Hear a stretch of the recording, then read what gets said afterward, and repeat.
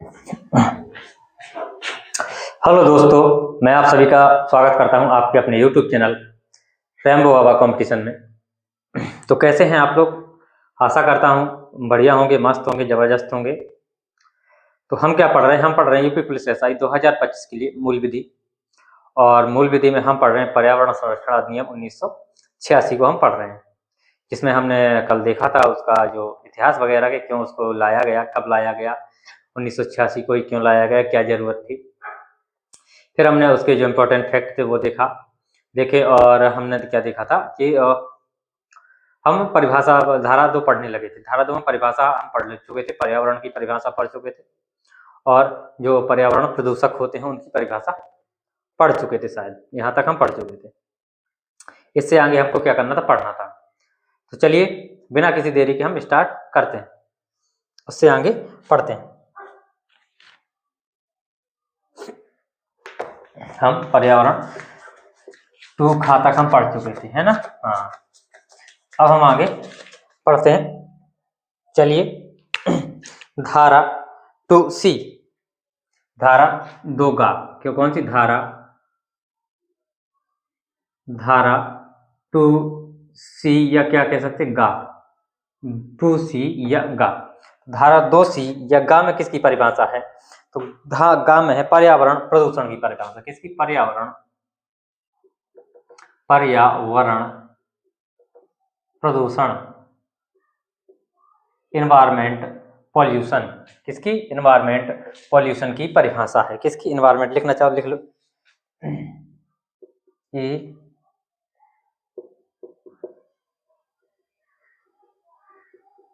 Pollution,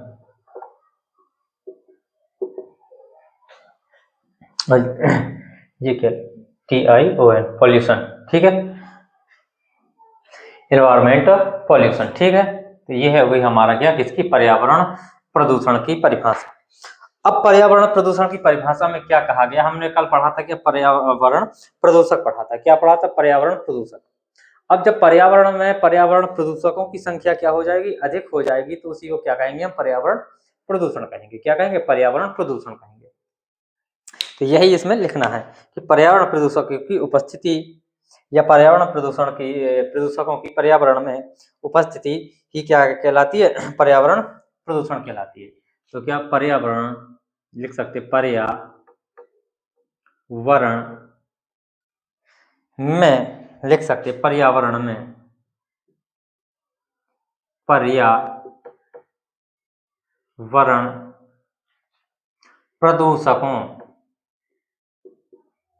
प्रदूषकों की उपस्थिति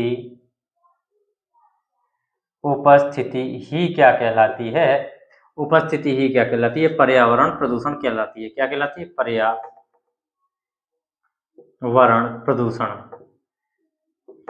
प्रदूषण कहलाती है। ठीक है, ये हो गई पर्यावरण प्रदूषण की परिभाषा। ठीक है, इतनी चीज नोट कर सकते हैं। फिर हम चलते हैं नेक्स्ट परिभाषा की ओर। अब हम पढ़ते हैं नेक्स्ट परिभाषा की ओर चलते हैं। और नेक्स्ट परिभाषा हमारी क्या होगी? तो एक शब्द आपने सुना नहीं होगा, बताता हूं उसकी परिभाषा। उसको क्या बोलते हैं? हथालना। क्या बोलते हैं? हथालना। तो हथालना शब्द आप लोगों के सामने ये नया शब्द होगा, तो ये हथालना की परिभाषा हमको देखनी है। धारा 2D, धारा 2D या 2 घा कह सकते हैं। क्या कह सकते हैं? 2 घा। किसकी परिभाषा है? हथालना। अंग्रेजी में क्या कहते हैं? तो अंग्रेजी में कहते हैं इसको हैंडलिंग। क्या कहते हैं? हैंडलिंग।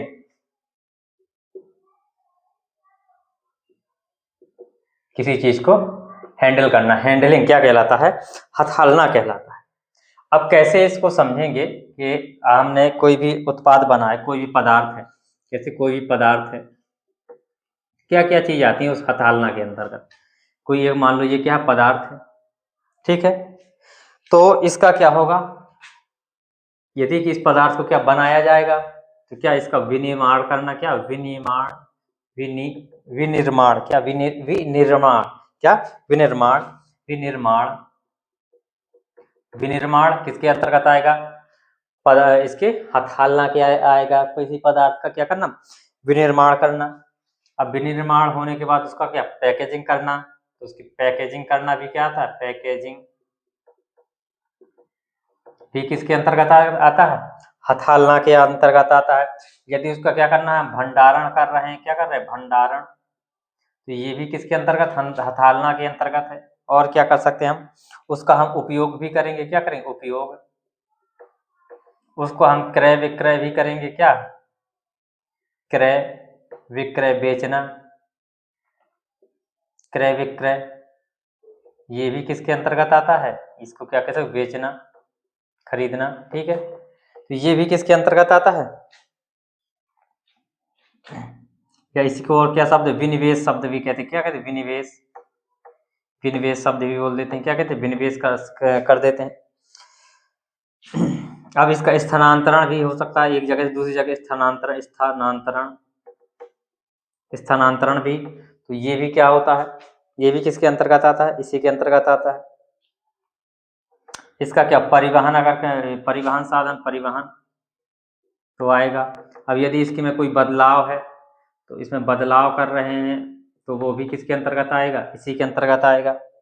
ठीक है, इसके रूप में, किसी पदार्थ के रूप में। तो ये सब चीजें क्या है? ये सब चीजें करना क्या कहलाता है? हथालना कहलाता है। क्या करना? किसी भी पदार्थ का, क्या कह सकते हैं? किसी भी पदार्थ का उसका विनिर्माण करना या पैकेजिंग करना, उसका भंडारण, उपयोग, बेचना, विनिवेश, स्थानांतरण, परिवहन, बदलाव, ये सब चीजें किसके अंतर्गत आती हैं? हथालना के अंतर्गत। इसे इंग्लिश में आप समझ सकते हैं हैंडलिंग, किसी चीज का हैंडल करना। तो हैंडल मतलब सब चीजें उसकी देखभाल करना। ठीक है, तो इसको नोट कर सकते हैं। इसको ऐसे ही बना लो, इसको समझ में ऐसे में ही क्या ये रहेगा, समझने में ये आसान रहेगा। ठीक है, इसको आप नोट कर सकते हैं। ठीक है, स्क्रीनशॉट भी ले सकते हैं, नोट भी कर सकते हैं। अब हम चलते हैं आगे की ओर, आगे की प्रक्रिया को देखते हैं। आगे नेक्स्ट धारा की ओर चलते हैं।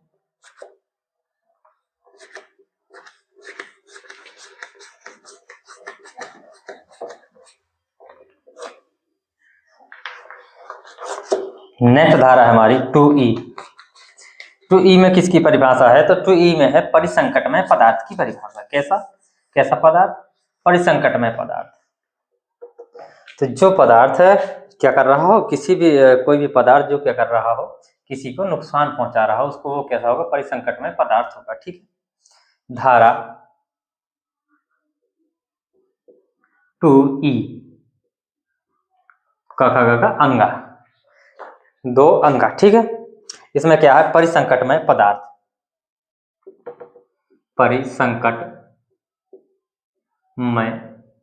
पदार्थ की परिभाषा है। ठीक है, अब परिसंकटमय पदार्थ का मतलब है कि कोई भी पदार्थ क्या हो?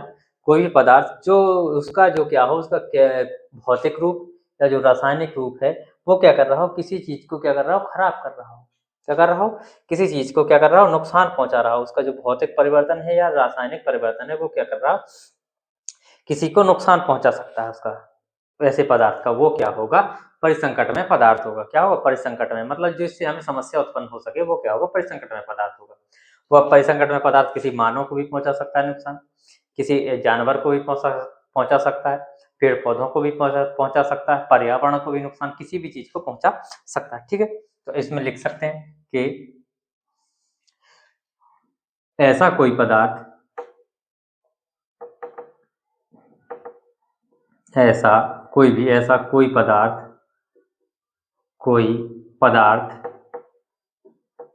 कोई पदार्थ जो क्या हो, जो अपनी, ऐसा कोई पदार्थ जो अपनी भौतिक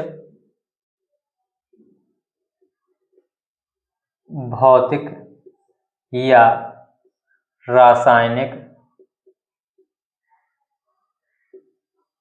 कैसा? भौतिक या रासायनिक, जो अपने लिखो, जो अपने भौतिक या रासायनिक गुणों के कारण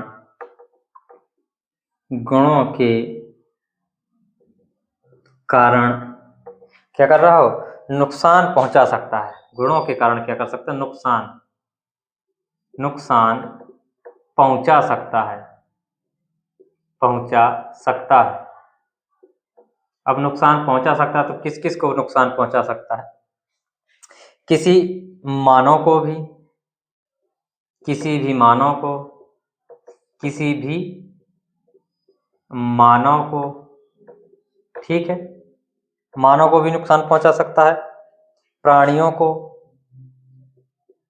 प्राणियों को भी नुकसान पहुंचा सकता है, पौधों को भी नुकसान पहुंचा सकता है, इनको पौधों को भी नुकसान पहुंचा सकता है, सूक्ष्म जीवों को भी नुकसान पहुंचा सकता है, सूक्ष्म जीवों को भी क्या कर सकता है? नुकसान पहुंचा सकता है, पर्यावरण को भी नुकसान पहुंचा सकता है। क्या कर सकता है? पर्यावरण को, या किसको? परिसंपत्ति को। किसको? परिसंपत्ति, परिसंपत्ति को भी क्या कर सकता है? यदि नुकसान पहुंचाता है तो वो कैसा? परिसंकटमय पदार्थ, ठीक है। परिसंकटमय पदार्थ को देखना है तो क्या? परिसंकटमय पदार्थ ऐसा कोई पदार्थ जो क्या है, अपने भौतिक या रासायनिक गुणों के कारण नुकसान पहुंचाता है। किसको? किसी भी मानव को, प्राणियों को, पौधों को, सूक्ष्म जीवों को, पर्यावरण को या रासायनिक परिसंपत्ति को। तो वो कैसा पदार्थ होगा? परिसंकटमय पदार्थ होगा, ठीक है। इसको नोट कर सकते हैं, फिर हम आगे चलते हैं। इतनी चीज आपको समझ में आई होगी। अब इसके लिए क्या किया गया? एक बोर्ड बनाया गया। किसके लिए? प्रदूषण केंद्रीय प्रदूषण नियंत्रण बोर्ड का। इस प्रदूषण के लिए, नियंत्रण के लिए बोर्ड बनाया गया। तो उसकी और देख लेते हैं, उसके बारे में थोड़ी सी जानकारी ले लेते हैं, फिर हम आगे चलते हैं।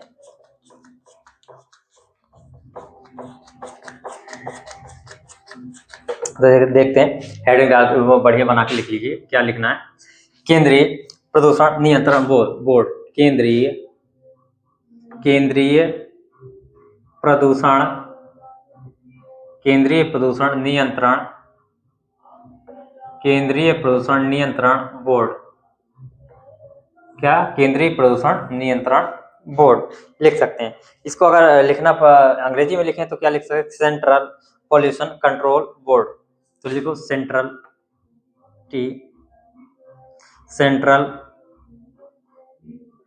Control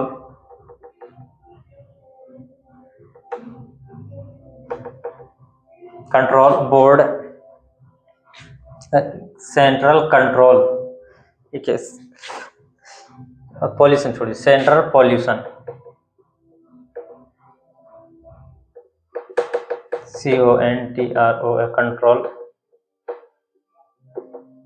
central control board. इसको तो अगर शॉर्ट में लिखना चाहें तो क्या लिख सकते हैं?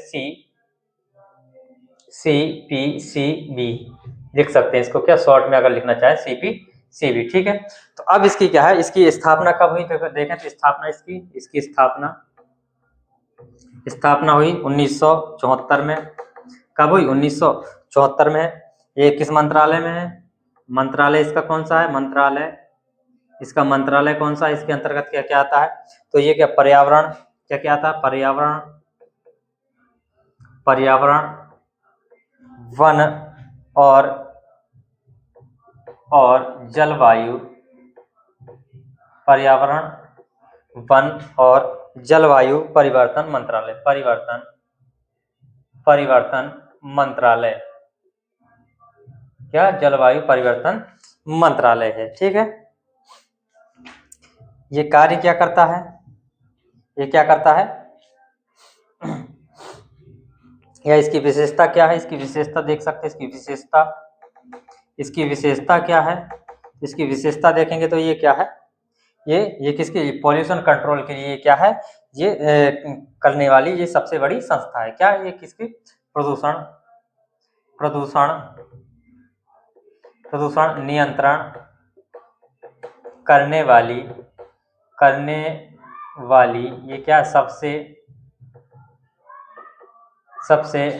ये क्या? सबसे बड़ा करने वाला क्या? सबसे बड़ा क्या? संगठन है, ठीक है। इसको नोट कर सकते हैं, फिर हम आगे चलते हैं नेक्स्ट धारा की ओर। धारा 3 की ओर हम बढ़ते हैं।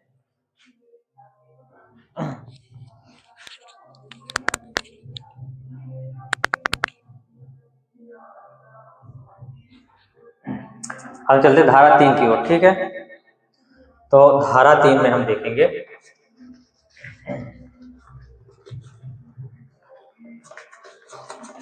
धारा 3 किससे संबंधित है? तो धारा 3 केंद्र सरकार से संबंधित है।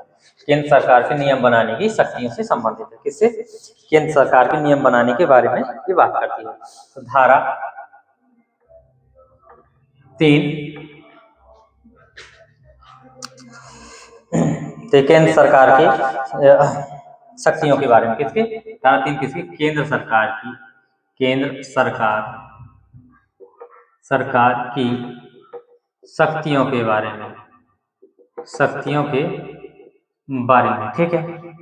तो इसमें क्या है? ये क्या क्या कर सकती है? ये क्या कर सकती है? केंद्र सरकार इस एक्ट के अंतर्गत जो प्राप्त शक्तियां हैं उन कर्तव्यों को करने के लिए क्या कर सकता है? प्राधिकरण का निर्माण कर सकता है। तो इसमें लिख सकते हैं जो केंद्र सरकार है, केंद्र सरकार किसके अंतर्गत? धारा 3 के अंतर्गत क्या कर सकती है? केंद्र सरकार इस एक्ट के केंद्र सरकार इस एक्ट के अंतर्गत प्राप्त शक्तियों, केंद्र सरकार इस एक्ट के अंतर्गत प्राप्त शक्तियों तथा कर्तव्यों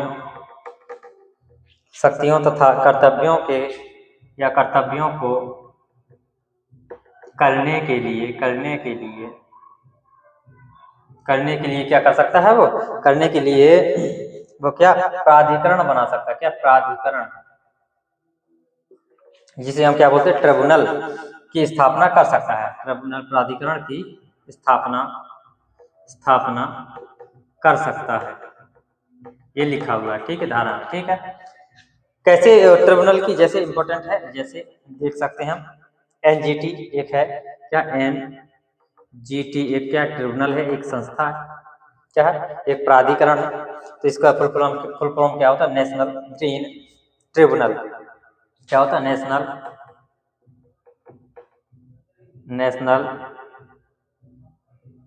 green tribunal,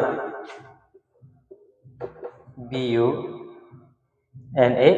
national green tribunal. इसकी स्थापना जो हुई इसी को क्या कह सकते हैं? राष्ट्रीय हरित प्राधिकरण। हिंदी में कहा क्या कहते हैं? राष्ट्रीय हरित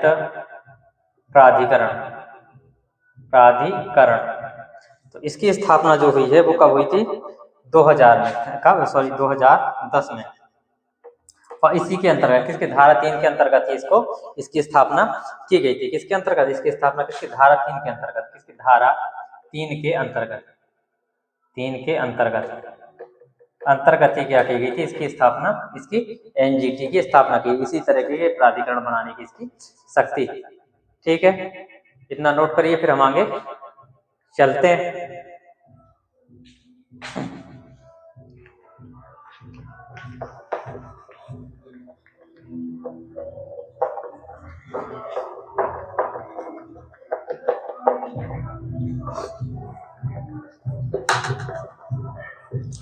चलिए देखते हैं धारा 4 में कुछ नहीं, ज्यादा हमको कुछ नहीं लिखना, एक लाइन लिखनी बस, कुछ नहीं लिखना। केंद्र सरकार द्वारा अधिकारियों की नियुक्ति, धारा 4 में लिख सकते हैं। धारा 4 में क्या है?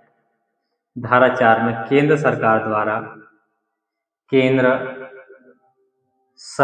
द्वारा किसकी? केंद्र सरकार द्वारा अधिकारियों की नियुक्ति, अधिकारियों की नियुक्ति, ये शक्ति है केंद्र सरकार की। शक्ति के बारे में ही बात चल रही है, ठीक है। इतनी चीज आप नोट कर सकते हैं। फिर हम आगे चलते हैं धारा 5 की ओर। धारा 5 में क्या है? धारा 5 में देख सकते हैं कि केंद्र सरकार द्वारा निर्देश देने की शक्ति। केंद्र सरकार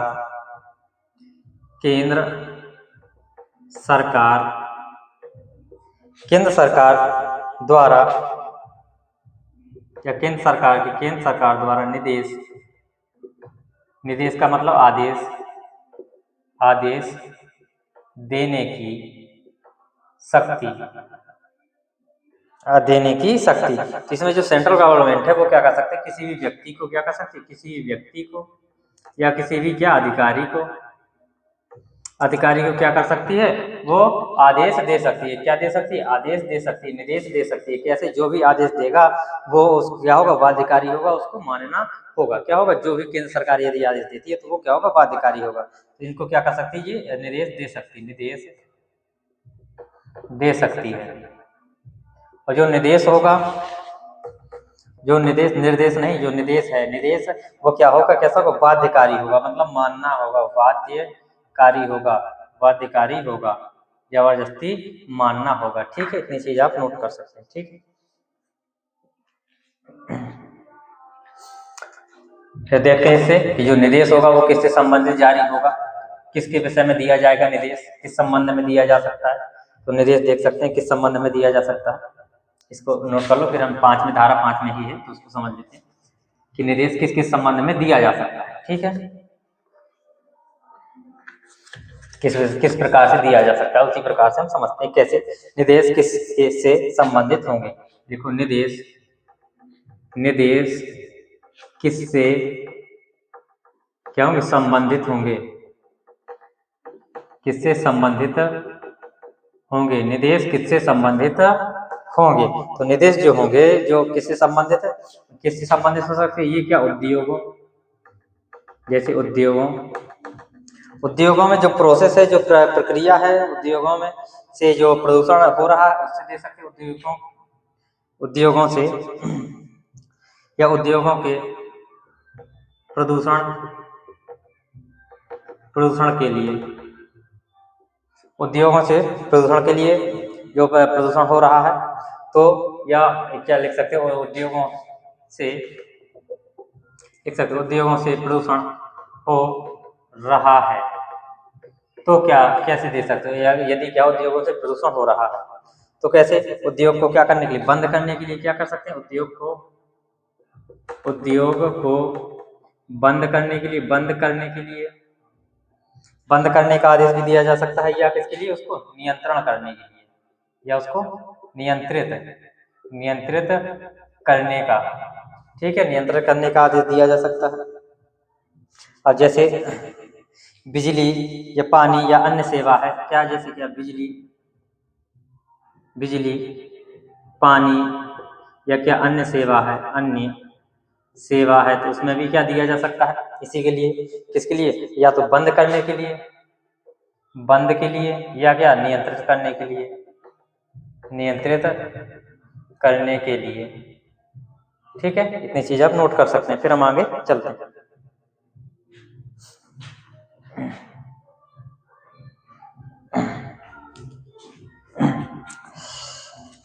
कुछ ज्यादा नहीं, ज्यादा इतना इम्पोर्टेंट है नहीं इसमें, तो चलिए आगे देख लेते हैं और एक दो धाराओं को। ठीक, अब चल लेते हैं नेक्स्ट धारा की ओर। धारा 7 की ओर चलते हैं। धारा 7 में क्या है, धारा 7 बोलती है पर्यावरण प्रदूषक के उत्सर्जन की मनाही से संबंधित है। क्या है, पर्यावरण प्रदूषक के उत्सर्जन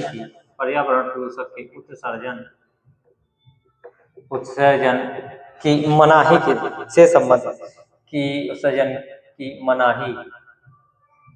से संबंधित, ये धारा। इसमें क्या है कि क्या होगा, कोई भी उद्योग होगा उसको एक मानक दे दिया जाएगा, उससे ज्यादा वो क्या उत्सर्जन उसका नहीं कर सकता। क्या होगा, जैसे मान लो किसी उद्योग को 10 तक का दिया कि आप 10 से ज्यादा प्रदूषण नहीं कर सकते, तो वो उससे अगर ज्यादा करता है तो उस पर क्या, फिर कानूनी कार्यवाही होगी। ठीक है, तो ये चीज, ठीक है, उसमें लिख सकते हैं कोई उद्योग या मानव, किससे, कोई उद्योग या मानव मानक से ज्यादा, किससे, मानक से ज्यादा प्रदूषक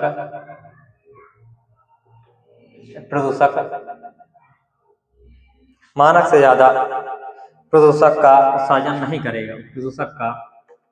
उत्सर्जन नहीं करेगा, ठीक है, इतनी चीज नोट कर सकते हैं। ठीक, 8 में कोई ज़्यादा इम्पोर्टेंट नहीं है तो इसको नहीं पढ़ेंगे। चलिए नेक्स्ट धारा की ओर चलते हैं, धारा 9 की ओर।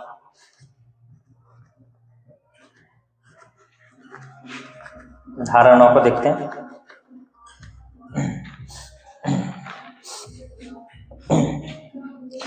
धारा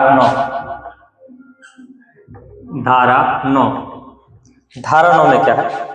जानकारी का प्राधिकरण एवं अभिकरणों को दिया जाना। किसका? जानकारी का किसको? प्राधिकरणों जानकारी का प्राधिकरणों एवं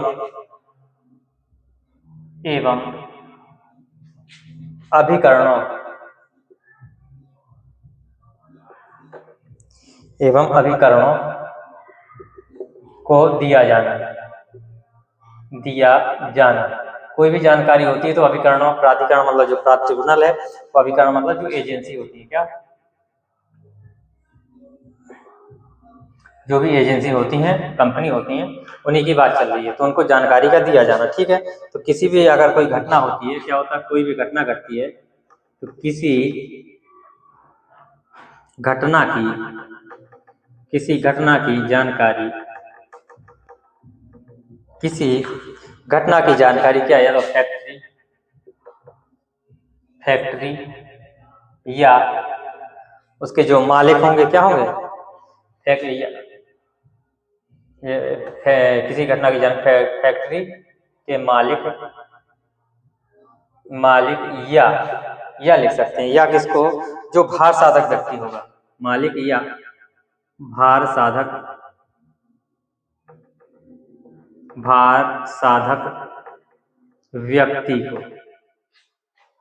व्यक्ति को इसकी जानकारी दी जाएगी। ठीक है, इसकी जानकारी दी जाएगी। कैसे दी जाएगी? कि यदि कोई चीज होती है, यदि घटना घटती है तो उसकी जिम्मेदार कौन होगा, उसकी जिम्मेदार कौन होगा, तो घटना के लिए जिम्मेदार कौन होगा। तो यदि कोई घटना घटती है तो पर्यावरण जैसे सुधार करने के लिए, या लिख सकते हैं कि घटना के लिए जिम्मेदार या किससे?